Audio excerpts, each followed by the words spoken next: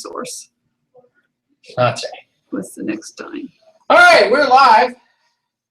Good morning. How is everybody this morning? Yay. Great. Yay! There's no room to sit. Full house. I mean, it's spring break last week, so we're all like, still trying to get our bearings, which is why it's 10 after instead of 10 o'clock today. So we're going to talk about today. Turn this off because I know it helps the video be clear. Today we're going to talk about doing things we don't like to do. Oh. Right? Because that's such a great topic. It's not a topic I want to talk about either, to be honest. But You don't want to talk about it? Let's not. I mean, it's really not something I'd prefer to talk about. But we have to talk about it. Because to be successful in this business or life in general, sometimes you got to do stuff you don't like to do, right? So, for instance, this morning, I got up and I walked on the treadmill for 30 minutes. Now, that may sound like not a big deal to a lot of people. But for me, to get out of bed and go straight to doing something that's exercise related is really high on my list of things I don't want to do. But why do I need to do it? Because it's good for Look at you. me, right? And Hey, I live in a glass house. For a number of years, I live in a glass house. I'm not Hey, throwing any I stones. hear you. But it's easy to correlate those things we don't want to do to health and fitness because so often so many of us put that kind of stuff off. But the same thing applies to our business. So let's talk about what are some of the things in our business that are the hardest for us to do. What are the things that, if I could do anything else today, I would rather do that than this. What's the hard stuff? Prospecting? Prospecting. Specifically, what kind of prospecting? Cold calling. Cold calling, right? So cold calling. What else is not fun and things we necessarily want to do?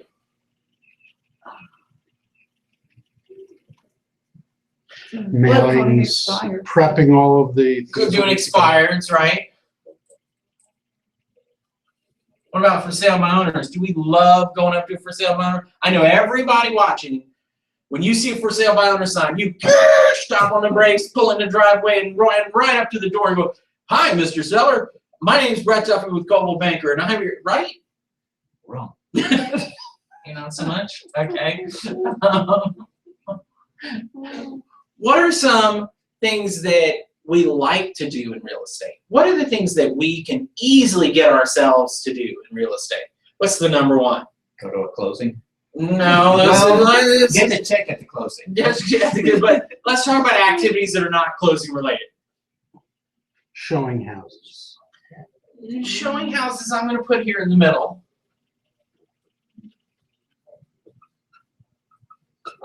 Every week, Tuesday, there's an influx of people in the office. Oh. That we don't ever see outside of that. What are they here for? Free food. Free food, right? And so they get to go on caravan. Because caravans are the number one easy thing to do, right? True. You go, you get in your little car, you hang out with some friends, you'll get some free food or a bottle of wine or gas card or whatever. You're supposedly looking at houses and giving feedback, right? Right. When you go to a caravan, last time you went to a caravan, did you notice how many people came in and didn't even bother to walk through the house? Mm-hmm. Yes. Right? Yeah. So, not necessarily I need to go to work caravans. related, right? Okay. I know many an agent that just about survives off caravans. I mean, between the free food and the free wine and the free car, fuel cards and all that kind of stuff. I mean, that's what's keeping them alive on a regular weekly basis, So what are some other things that are easy for us to do? What about doing marketing stuff? That's pretty, nobody's going to really stress out about having to sit down and decide, okay, I'm going to do some marketing stuff, right? So that's maybe over here. Anything else that's in the going to closings? I think, we'll throw those on there. Closings, because you don't really stress out about going to closings generally, hopefully. Mm-hmm. If you do, you missed something in the previous steps. What about writing contracts? Where does that fall in the scheme of hard to easy? Right in the middle. Somewhere in the middle? Okay, contracts, Well, the negotiation with other, Listings? negotiation, okay. with your co-ops. Where would you put your listing presentation? For me right now, probably on the left-hand side. Over here? Yeah. somewhere Okay, there, somewhere in yeah, here? Yeah. So we got a Just 'cause I listing don't have the presentation, experience that I, especially as a new agent. Listing presentations can be extremely, I don't know why I dotted the E. Listing presentations can be extremely stressful and Yeah. kind of scary, right? Yeah. Because here we say these are hard, right? And these are easy. But what else, other than hard, these might be scary, right? Resistance points. Definitely resistance. Okay.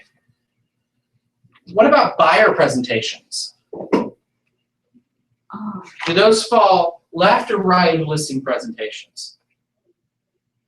for me, they all right. Okay, I think that's very true for most people. Anybody disagree? No. mm, Now, let me rephrase it. What about formal buyer presentations as opposed to just, hey, I want to see 123 Main Street. Okay, I'll see you there. This is not really a presentation, right? No. So is this formal buyer presentations? But working with buyers maybe falls more over here because it's in the showing houses and contracts and all that sort of thing, and you're just going out and showing people. What about renters? Where do they fall? Kind of on towards the left, I think. Now remember, this is hard versus easy. Well, How easy is it to get a renter, Very, right? yes. How easy is it to go out and show them property? It's easy. Okay, But- is showing houses that are for sale, we'll clarify that. Let's go showing rentals. Are we left or right of showing houses for sale? I would say to the left. Agreed. Biggest thing, especially for us, is if you look in FMLS or Georgia MLS, the stuff that's for sale that shows active, 99% of it is really active, right? Yes. Whereas with rentals, Not got left. maybe a 50-50 shot of it actually being active, just because of the way rentals work in the application process and everything before. There's no really in application, status at the moment. Maybe they'll change that, but at the moment it's either active or rented, and so it's or leased. Now, what about if buyers are here? Would we put tenants to the right or left of that? To the left. Really? So let me argue for the right for a second. Mhm. Because tenants are easier to get as clients, right? Yeah. But Okay. they're harder to close sometimes. Well, how quickly do tenants usually want to close? Very. Right away. Very quickly, right? Sure. And from the standpoint of, for the most part, when you deal with a rental in our market, the Atlanta Metro, you have to show them the property, and then whoever's listing it is going to Do the paper. do the paperwork directly with the tenant, right? You're kind of out of it at that point. Mhm. So from an easy factor, isn't that pretty easy? It is. Okay, so are we okay with putting tenants on this side of the buyers? Yes. Now, this is not taking into account fallout rate, Right. okay? That's But- kind of, Ease of work Oh, Yes. he's Okay. Yeah. and scary factor. Not so Yeah. scary to take on tenants, right? I Nah. mean, they love you because you're the only person that'll call them back. Yeah. Now, let's talk about sellers. Do sellers fall in line with buyers? Harder? Easier? harder. Harder. Harder? How come? You have They're to- more demanding. They think they know what their home is worth. They Buyers require- don't think they know what they're doing? They do, but the buyers are you know, the sellers, in my short experience, are a lot more demanding than the buyers are. Okay. And I'll give you that. communications have to be, so. I would agree. I think sellers are more challenging to work with from a initial challenge standpoint. Me personally, I think sellers are easy to work with once you figure out what you're doing and you're confident in what you're doing. Now, the reality is sellers will always be harder to get than buyers, period. And so that's probably Yes. always going to keep them on this side, because tenants are the easiest, right? Because they're flying around everywhere and nobody will help them. So if you put up a sign that says, I will help you find a place to rent, people will come to you and flock to you. Yeah, There are if you plenty ask, of if people you who- ask Robin that question, she would tell you sellers are a whole lot easier than buyers. They are, you know? because that she has a system, She right? has a system, She right? knows how to manage those, and it's years and years of experience that has really helped that develop. I'm the same way from the standpoint of, I think buyers are a lot of work. And so from my standpoint, I would much rather work with a seller for the one reason that I know the house is not going anywhere, barring some drastic event where a tornado or something else happens. That house is there, and as long as they really want to sell it, I can help them sell it. But with a buyer never has to buy, right? A buyer can easily say, you know what, I think I'm just gonna rent. Or you know what, I'm gonna go back and live in my parents' basement. Or you know what, I've decided I'm gonna take a job in California instead of Atlanta. So I know we've spent 6 months going out and looking at properties every weekend, but I'm gone. Like my friend whose wife looked at 72 houses before she finally was ready to pull the trigger. Mhm. And that was over 4 years. Yeah.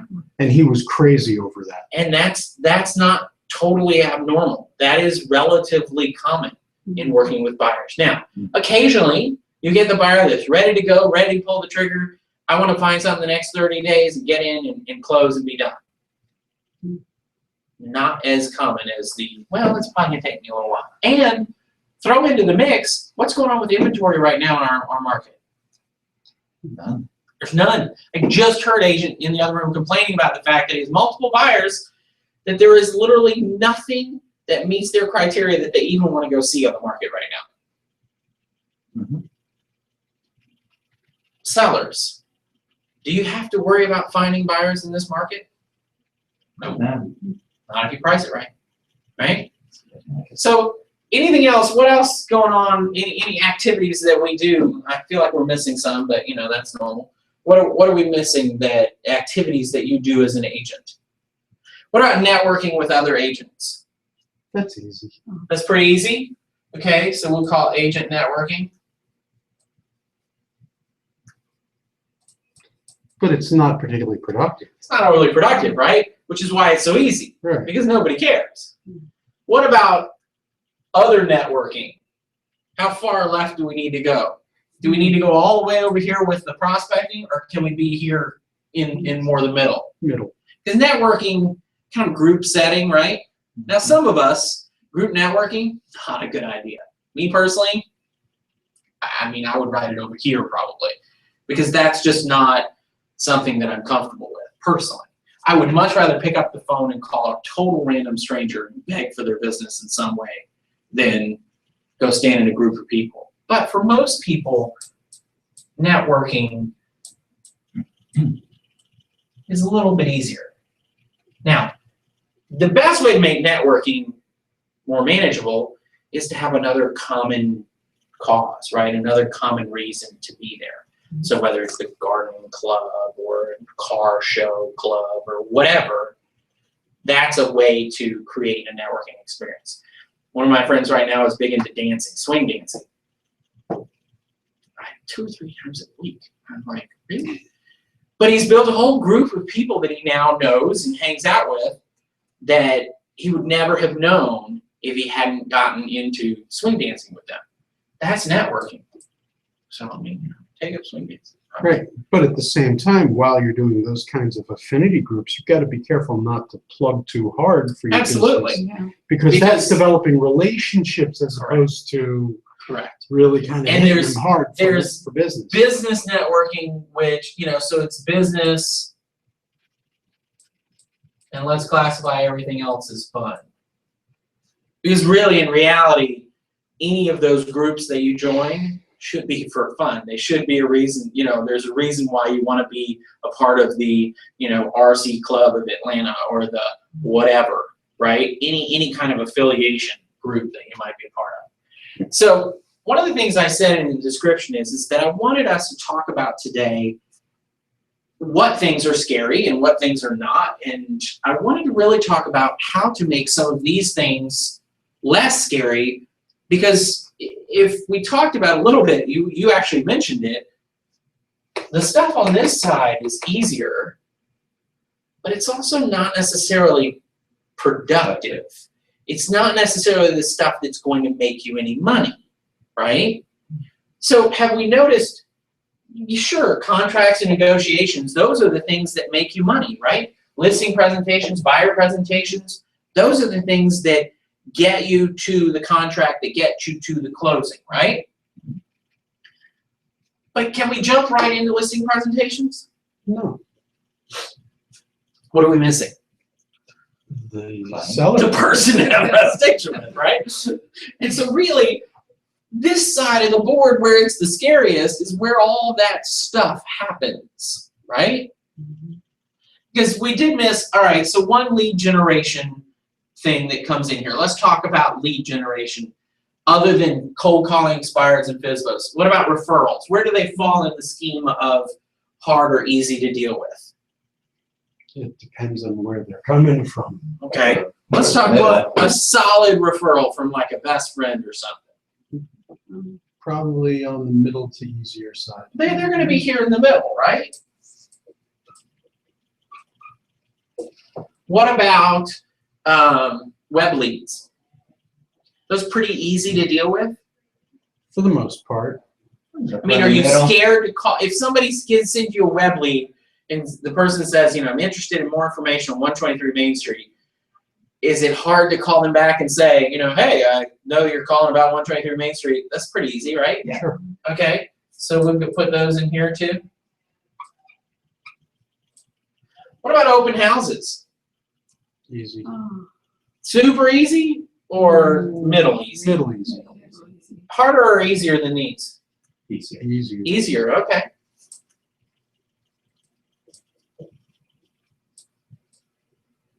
What about specifically, other than just general marketing, what about targeted, like mailing? Super easy, right? Unless you'd like me and you don't want to let go of it because you're being perfectionist about it. Well, yeah, but I mean, that's a good point. All right, what other sources of business might we have that we might have missed? What are Sphere of past influence. clients? Yeah, past clients and sphere of influence. Where do they fall? Harder. So let's separate. Past clients, Easier. easier than an open house? Calling a past client? yeah, I'd say easier. Yeah, because you already have an established relationship and they know the business that you're in. Okay. And easier than a web lead and a referral? No, they're right around the middle, I think. I'm actually going to say past clients are going to fall over here.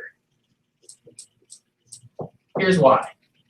It is my experience in watching hundreds of agents over the years that the active act of reaching out to your past client is more challenging than if I give you a piece of paper with somebody's name and number on it that says, hey, this person wants to buy a house. Yes. Because the past client, even though you have a relationship with them, you don't necessarily know that they are ready, willing, and able to do real estate right now. And so in reality, you're actually calling the past client to try and get other business out of them, and that's maybe harder, and some people are actually going to drag that even further that way. Okay? Let's talk about sphere. Where does the sphere fall in underneath compared to a past client? I would say harder. Harder? Because you don't necessarily know you've ever done, but at least the past client knows you from doing business together, right? Mhm. So the sphere is probably going to be even further over here, right? Now, is the sphere, let's try to maneuver it. Is the sphere harder or easier than doing networking and harder or easier than doing kind of the cold, expired Facebook I type? think it's harder because Than the networking? than the networking, because Okay. you're going to the networking with an intentionality of trying to develop business.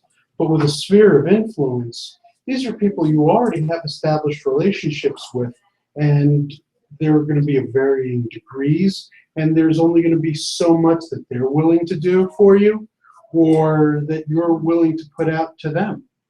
And I think from the standpoint under networking, we could say that business probably leans towards being harder and fun is easier to do, right? Because you go to a fun networking event, let's join a hiking club, that's going to be a fun thing to do. That's not going to be hard. Now, what's going to be hard in that is converting that fun networking experience into a business relationship, right? But it's adding people. So let's talk about what can we do. Obviously, we could do open houses every weekend, right?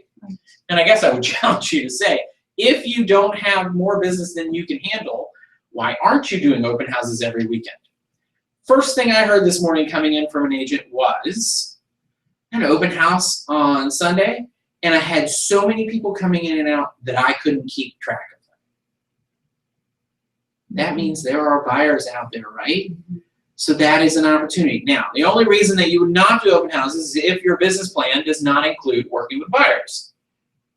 If your business plan does include working with buyers, though, you should be doing an open house every single weekend, at least one.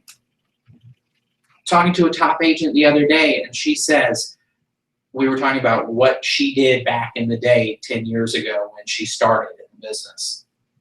She used to do one, if not two or three open houses a weekend. She'd do one from 1 to 3 and one from 3 to 5, or one from 1 to 3 and one from 4 to 6, or whatever, depending on how close they were. Because she wanted to maximize the potential of getting clients. Now, has the open house changed in effectiveness of capturing clients over the years?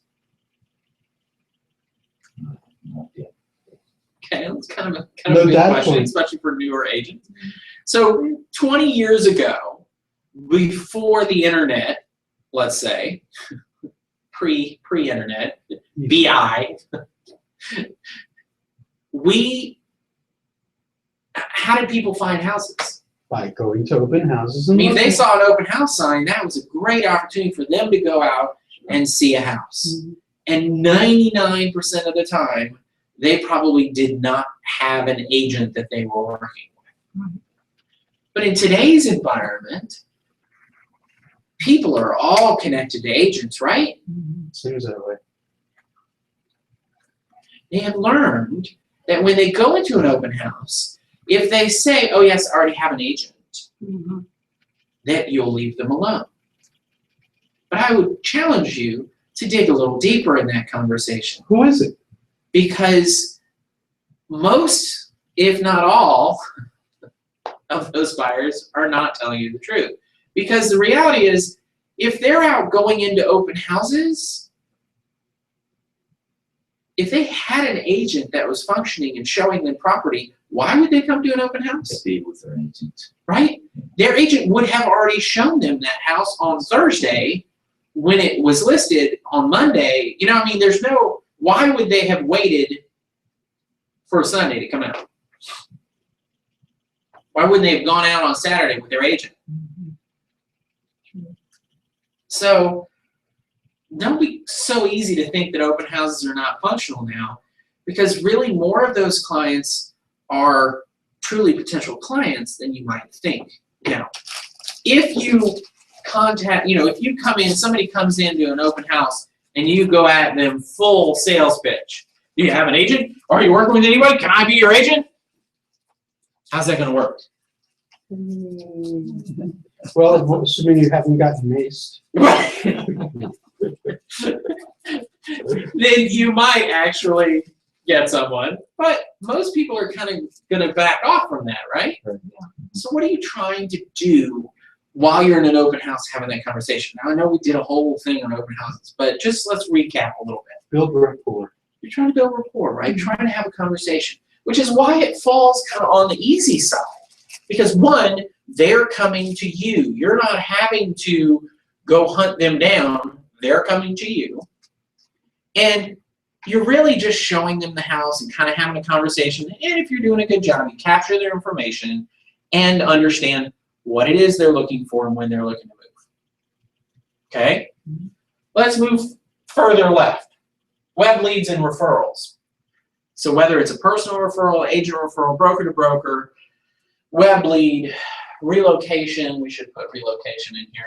I'm going to put relocation in the middle because it's maybe easier to get, but harder to work.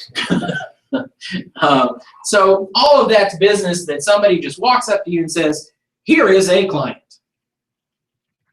Now, sometimes we're competing for that client, even with personal referrals these days. Remember the conversations we've had about Google Juice and the whole concept that they're going to look you up before they even come to you anymore. It's not like the old days where if somebody referred you a client, they called you. Right. I gave Mario's name out and phone number, and they called him. Today, the first thing they do is look you up. And then if they are happy with that, then they might call you. Okay? So what is the process? What can we do to make that easier for us?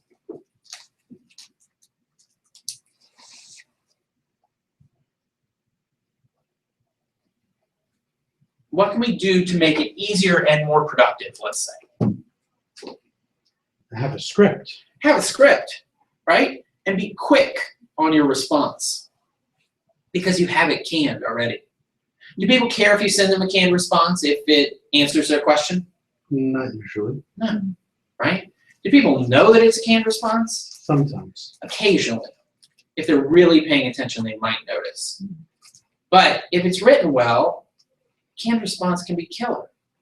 Now, how, in our world of technology, in the realm of that we exist in, can you create responses that are canned responses that you can quickly email back to inquiries? InTouch. InTouch has quick text that you can drop right into an email, boom, done. Bob, comma, quick text, boom, none. Look for the property, here it is. Okay? Let's keep going left. Next one on the list is past clients. So do you need, for quick text, do you need to have pro or not? No. No, the quick text is It's basic. part of the basic. Past clients. How can we make reaching out to them, getting more business from them easier? You know what the number one answer to that is? Regular contact. Regular, frequent contact. Because if you wait 2 or 3 years and then you call somebody, they're like, why are you calling me? Whereas if you call them on a regular basis and email them on a regular basis and are in contact with them consistently, well, they know, it's not a big deal. Oh yeah, no, great, Pat, that's awesome, update. I really appreciate the information on the value of the property in my neighborhood. Do you know anybody that's talking about, oh yeah, no, I know. Jimmy down the street was just talking the other night about sounds. Okay? Consistency is the key with that group. You know what other group that consistency is good with? Sphere of influence. Sphere of influence, right? Because those people, the more frequently you touch them, the more frequently they're going to respond positively, and the easier that interaction is going to be, right? It's like seeing an old friend 20 years later. It's all good except for the fact that you may not have a lot to remember and talk about. It depends on how long 20 years ago was for you in your life. And those are the kinds of things that if you can keep in touch with them on a regular basis with something that's useful and conversational and that they're interested in, and you're not hard selling them, you're just reminding them, look, this is what I do for a living. So if you come across anybody that talks about buying or selling something, I would love for you to give them my information or get them to let you send me their information. Simple, right? It's not a hard sell. I mean, nobody's going to say, oh yeah, no. Now the problem is how long does it take for you to forget that Rob just called you and reminded you that he's in real estate? Week? 2 weeks? Month? 2 months? Who called? Exactly, right? So you've got to be consistent. You've got to be repetitive. At my age, a day. Okay. Who are you again? Networking events, same sort of thing, right? Whether it's a fun one or a business one. Because the business ones, you know you're meeting them to do a business activity, right? Whereas the fun ones, you know, it's a little bit more relationship related. It's a little bit more developmental, long-term investment. So far, pretty much everything we've talked about is either something was handed to you, somebody came to you, or you're investing for the long term with relationships, right? Mhm. Now we come to the hard stuff. Because that stuff was pretty easy, right? Mhm. Why is cold calling so hard? Rejection.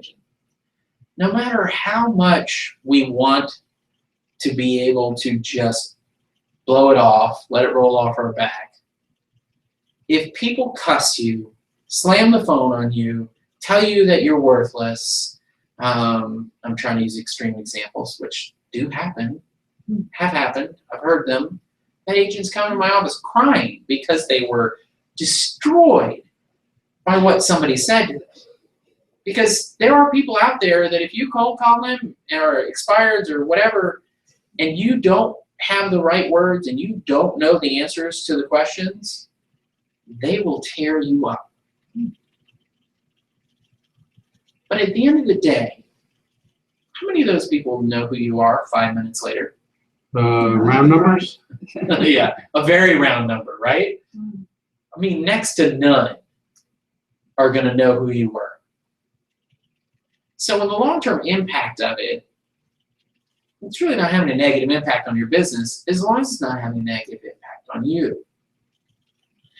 The hardest part of the whole process is convincing yourself to just do it. It's like getting up in the morning and getting on the treadmill, right? It's not fun. It's not something I wanted to do. But I know that if I do it, I will get results from it. It's a proven scientific fact that if I get my butt up and on the treadmill every day, it will change and accomplish the goal that I'm looking for, or at least move me towards it, right? Mhm. Just like is a proven fact that if you cold call and call expireds and call or knock on doors for FSBOs preferably, you will get business. Now, the question is, and this is always the hard part, I've been calling expireds for 2 weeks and I haven't gotten a single appointment.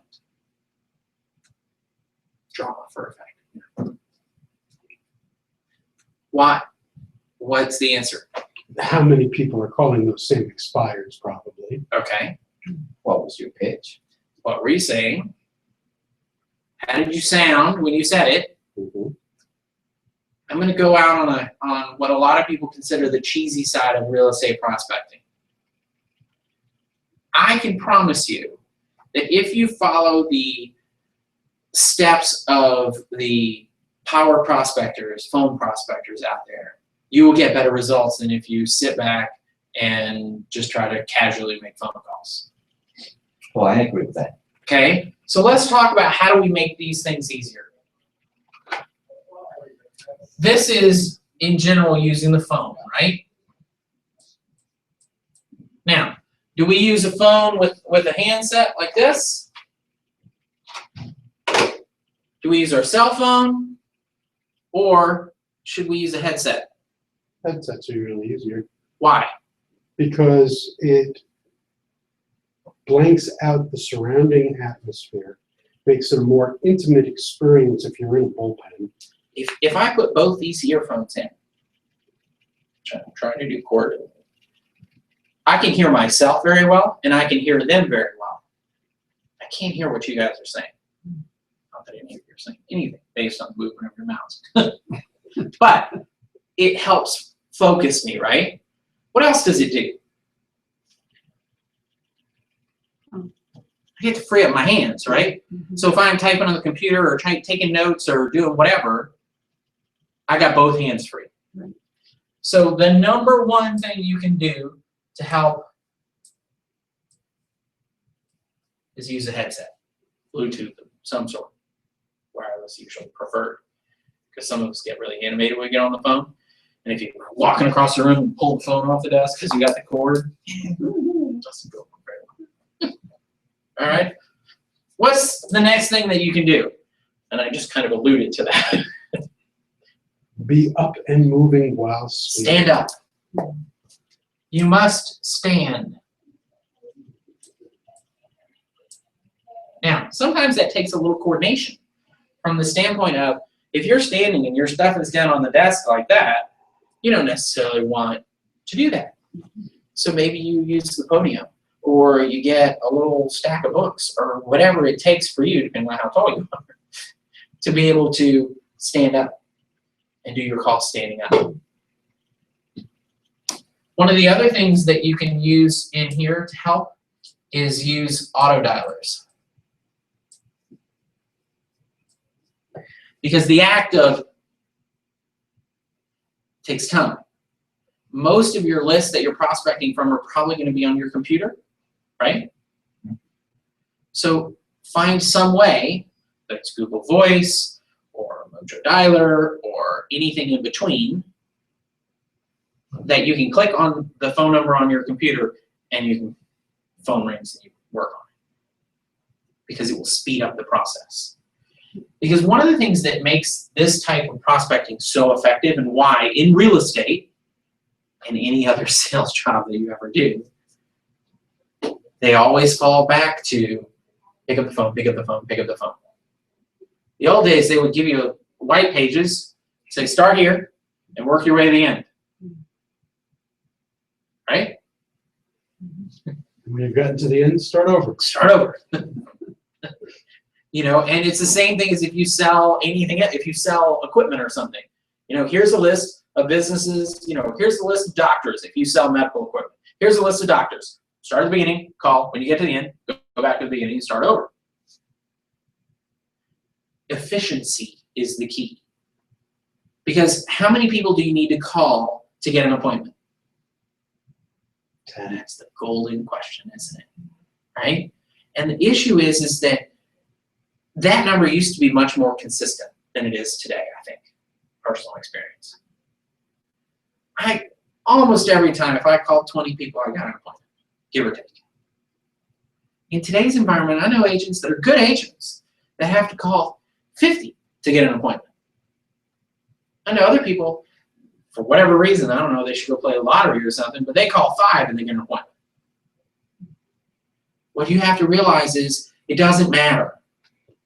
Right?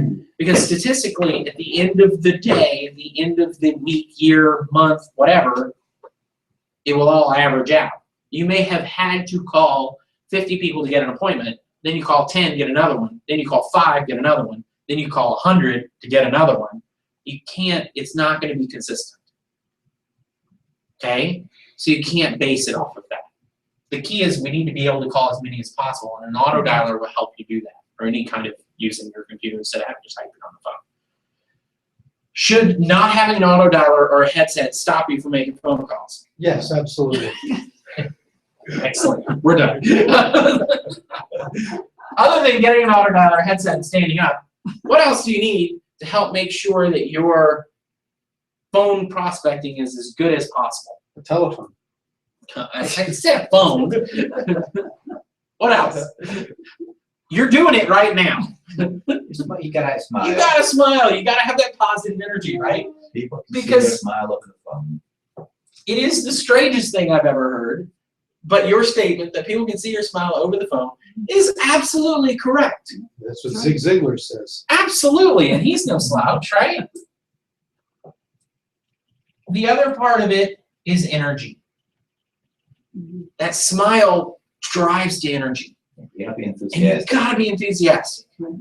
You gotta think about the phone like this 6-foot thick foam barrier that muffles everything that you do.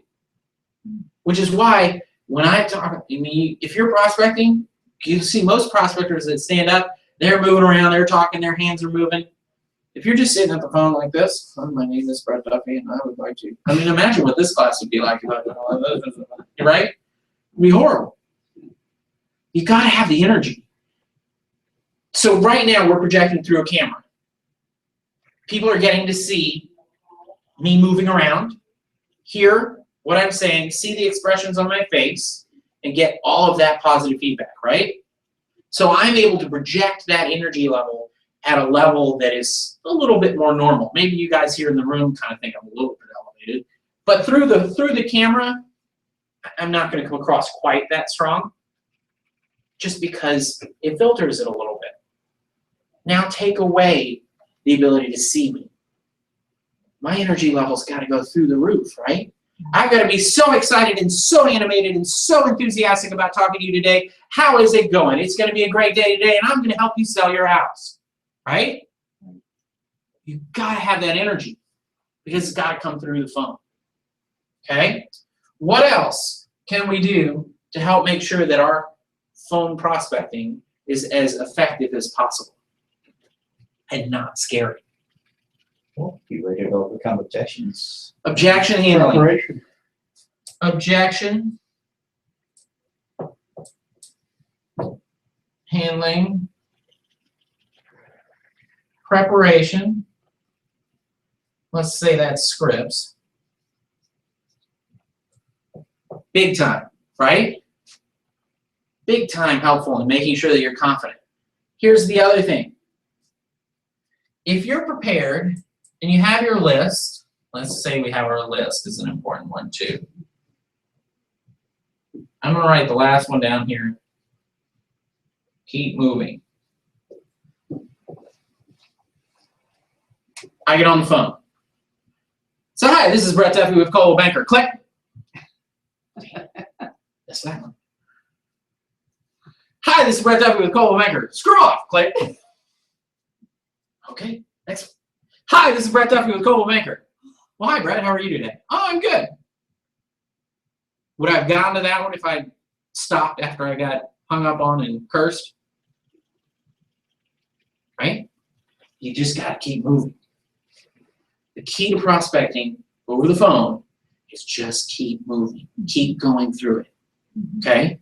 Now, if you have 10 referrals coming in a month, how much prospecting do you need to do over the phone? A lot. Depends on how much business you want, right? Mhm. Let's say that you're getting enough business handed to you from one form or another that you got more than enough to meet your goals and exceed your goals. How much prospecting calling are you going to do, You're going to do very well, right? but it's going to dry up. Right. Well, it might. Depends on where your business is coming from. I mean, you know, just depends. But I'm going to point out, and we've mentioned a couple of times, the top agents. The other day, I was having a conversation with the #1 agent in our company. And you know what she said she did that day? She was concerned that she didn't have enough business going. Now, relative to most people, she has a ton of business going. But for her and her goals, she was concerned she didn't have enough business going. So what was the thing that she did? Cold call. She picked up the phone. Now, she didn't go so far as to just cold calling the phone book or whatever. She had a list of old leads and things that she started, you know, sign calls and whatever. Anybody that she could get her hands on that had any interest whatsoever in the past, whatever time frame, she started calling people because she wanted to get more business. Now, the #1 agent in the company knows that when she wants more business, she picks up the phone. What should that tell you? Oh, Pick up the phone. Now, How many of you like to talk on the phone? Just love it. There are some people. I like talking on the phone. Okay. So there are people that do. How many of you absolutely can't stand it? I don't want to talk to anybody on the phone. I like talking text. I See, wouldn't. that's the difference. Here we're talking generational That's issues. right. But from my standpoint, I really have no interest in talking to anybody on the phone. When I got home from vacation, I went to visit my parents, and so drove home, and I got home, and after an hour or so, getting everything unpacked and settled and whatever, I sent my mom a text and said, hey, we got home just in time before the storm hit. You don't call? I didn't call. And I actually had the thought, I wonder if I should call, whatever. Because it's just easier for me. Because I like to text versus call. Would you call if you needed a loan? For my parents? Versus a text? Yes, you would. So call your It's mother. different though. So, So whenever you call home, it's Right. What if your do you kids, want? if your kids call you, they want something, right? Well, I know that. I know Whereas that. if they text, they're just saying, hey, what's going on? Yeah. Right? So we have to understand that picking up the phone, yes, is not necessarily a fun thing to do. Getting prepared for it, not necessarily a fun thing to do. But the key is, if you do it, if I could tell you that, all right, here's the deal. If you spend 8 hours making phone calls tomorrow, I will pay you $100 an hour. Would you do it? Right? in a heartbeat. Guess what? You spend 8 hours making phone calls tomorrow, and you get 1 or 2, I mean, if you do 8 hours, God help you if you don't get more than a couple of appointments. But if you get a couple of appointments, get 1 listing, get 1 sale, are you going to have made more than $800 an hour, more than $100 an hour, more than $800? Sure. Of course you are. This is the way, at least for me, that I can make this easier. I know every time I pick up that phone, it's making me money. Dialing for dollars. It's an old saying. Still applies. Dialing for dollars. Because if you keep dialing the phone, we know that it will make you money. Now, the key is, once you get somebody into your sphere of contact, that consistency, because these groups, your sphere, your past clients, the networking groups, that's not about picking up the phone and getting them on the phone necessarily. It's part of it, but it's consistent contact, right? It's being in touch with them on a regular basis and using the systems like InTouch to make sure that you're talking to them frequently enough. With the cold prospecting, these groups over here, they strangers, it's picking up the phone. It's a numbers game. It really is. I would love to say that it's some kind of special trick, but it really is a numbers game. Now, all these green things here will help you have a higher conversion rate than if you don't do them and get more productivity out of the time that you spend. But it's still a numbers game. Whether you have to call 10, 20, 30, or 100, you have to do it. That's how you do it.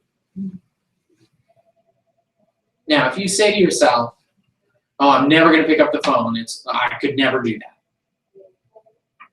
Can you be successful in this business? No. Well, you can. Can if you're lucky. If you're in the right place at the right time, you can get enough business from it and you can do it. But if you want to be in control of your success and know, okay, I want to make X amount this year, I'm going to make sure that I make that. This is the only way. Picking up the phone. Pick up the phone. It's the only way that you can make sure that you're in control of your business. Because otherwise, you're just hoping that somebody else is going to give you the business. And hope is not a great strategy. We found out the last 6 years. Hope is not a good strategy. Anyway, that's my political for the day. Never mind. I'm going to let that go just Yes. like that. Sorry. Hopelessness is better. All right, any questions about, any thoughts about what things might stop you from doing this? One of the best things that we didn't write on this list, so I'm gonna write it on here.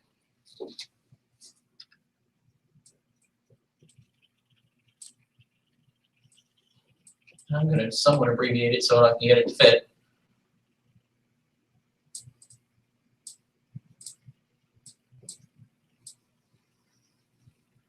Accountability partners.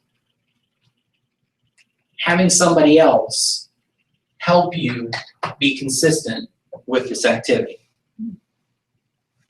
This morning, it's a Monday, what do we do here in this office before we do 52 weeks? Scripts. Scripts. What is scripts for? Is it for me to come in and teach you scripts? No. I mean, you have a book of them. I mean, it's not, I don't need to tell you what they say, right? But is it an opportunity for you to practice that conversation and discuss impacts of good and bad previous experience? That's really what it's for. And so if you are prospecting on a regular basis and come in on a weekly basis and spend 20, 30 minutes with each other talking about how the previous week went, and how, yeah, you know, I use this expired script, I use expired script number 1, and every time I get to this question, I get kind of hung up, and I haven't figured out how to really get that to flow the way I feel like it should. Let's talk about it. That kind of accountability, that kind of making sure. I know agents that have been very successful in saying, you know what, let's get together every afternoon at 4 o'clock. We're going to meet at the office and sit next to each other or go sit in a conference room or whatever and make phone calls. And for an hour, we're going to make phone calls. Because that will help us make sure that we're doing it on a regular basis. Real estate is not just a solitary sport, okay? It's like gymnastics. You are judged on your personal activities because you're an individual. You're an independent contractor and you do what you do. But there is a team around you to cheer you on and support you in the process. And it's very important that you take advantage of that positive energy. Because in a moment where you're sitting in a room and you're trying to pick up that phone and you just don't want to do it, you can think of 1,000 other things to do. If you're in a room with other people that are doing it and you feel that energy or maybe even a little bit of guilt that you need to do it because they're doing it, whatever it takes for you, you know, that's what you got to do. You got to spend the time.